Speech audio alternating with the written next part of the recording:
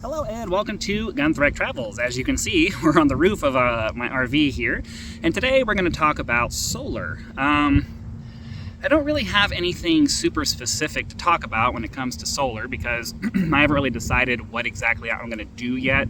I mostly just wanted to give kind of an idea on my thoughts for the future of this unit, primarily because for most people solar is a thing where you're just trying to get enough of it to cover some basic things like being able to run your TV, maybe charge up your devices, some things like that.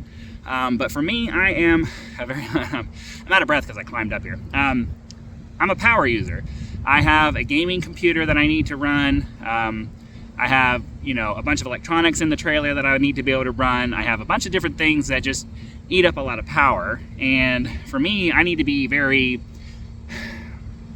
careful about the way I plan how I'm going to do all of this because realistically, I'm going to need to have a whole crap ton of panels up here.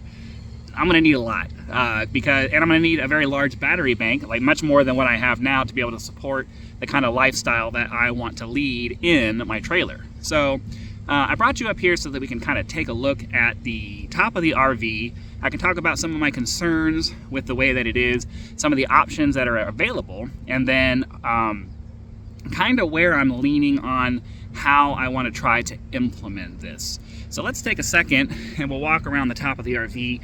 I'll identify some things for you and then you'll be able to kind of follow my thought process here. So we'll start from the back and moving forward.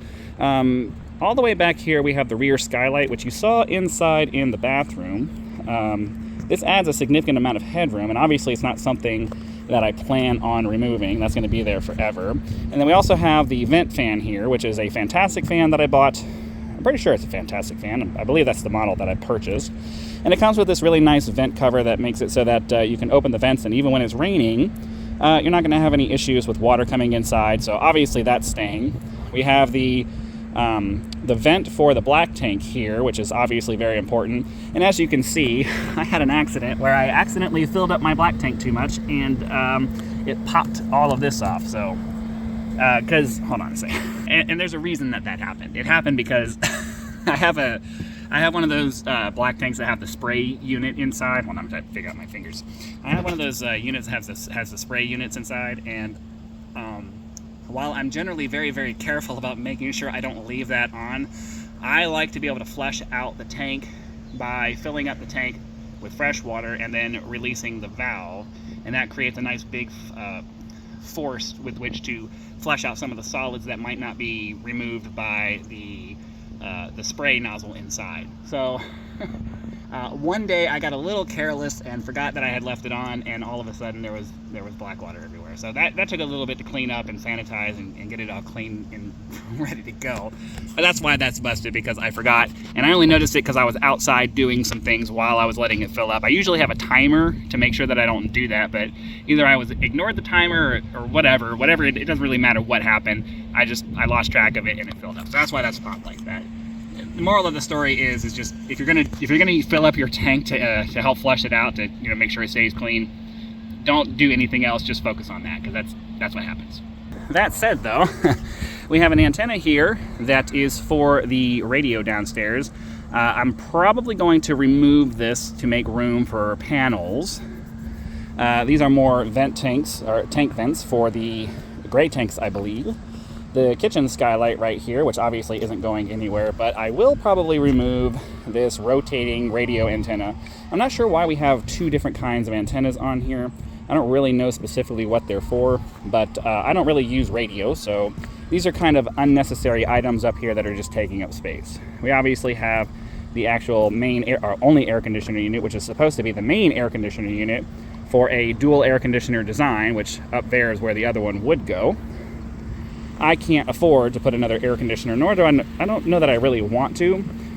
So I ended up putting this second Fantastic fan up here to make it so that I have some ventilation in the trailer. Now, the cool thing about these Fantastic fans is that you can set them up when you set them up, and especially if you have two of them, you can set it up so that you can close certain doors and close certain windows and open certain windows to get really nice breezy airflow where you want, even when there's no wind outside. So that's a really nice extra feature of having these, and that's one of the big reasons why I installed them, is because I knew I was going to be able to do that.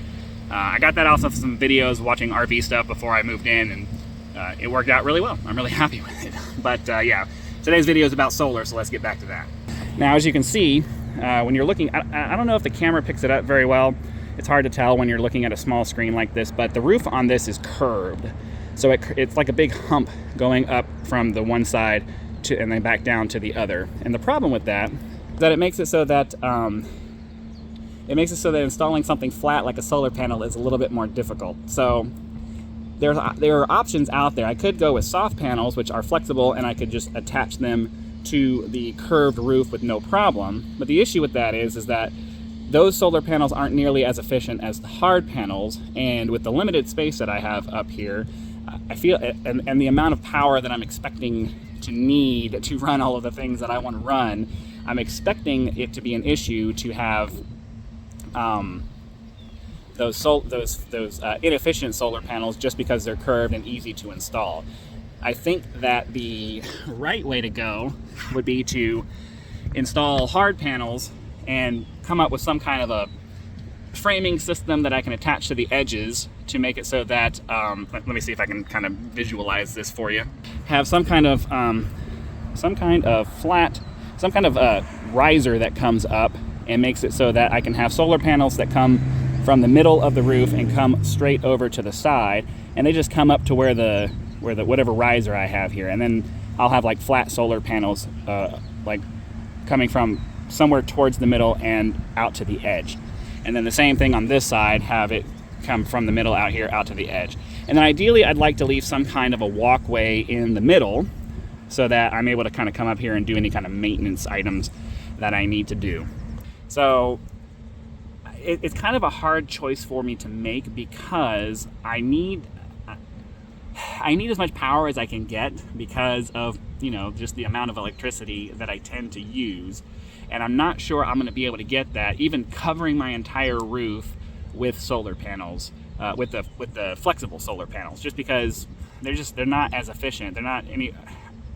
I don't know. I haven't looked up the numbers recently, but I remember thinking that it was enough of an inefficiency that it warranted a serious look at just sucking it up and getting the hard panels and figuring out a way to mount them to the roof here like that. So I'm kind of leaning towards the hard panel and trying to figure out a way.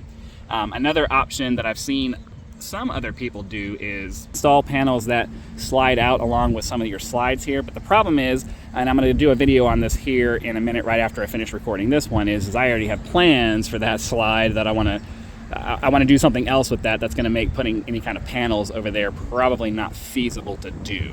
So, utilizing my slide outs as extra roof space for solar panels probably is not an option for me. And so I'm basically just going to need to make sure I'm super efficient with the space I have up here, and I'm going to try to cram as many panels up here as I can when I'm able to get to the point of installing solar. So, it's one of those hard decisions where you have to decide what you're going to do. And realistically, knowing myself, I'd much rather just do the extra work on the front end and make sure I don't have to come back up here and do another thing later, because that's just more work and I'm lazy and I don't want to do that. So ideally, I'm probably going to end up just kind of trying to figure out some kind of rail system I can install along the sides of the roof here that come up high enough so that I can mount solar panels in a horizontal fashion on the top here, and then I never have to come, and then hopefully never have to come up here. Well, I mean, I'm gonna have to come up here, but hopefully I never have to do a replacement kind of thing where I'm like, well, this isn't good enough and now I have to do an upgrade. I'm hoping I can just come up here, do it once, and then that's it. So that's kind of my thought process on the solar for the roof. The next video is going to be talking about what I want to do with the roof of the slide over here and why I want to do it. So be sure to come back for that one. Like and subscribe to help us reach 1,000 subscribers, and come back for the next video. I'll see you then.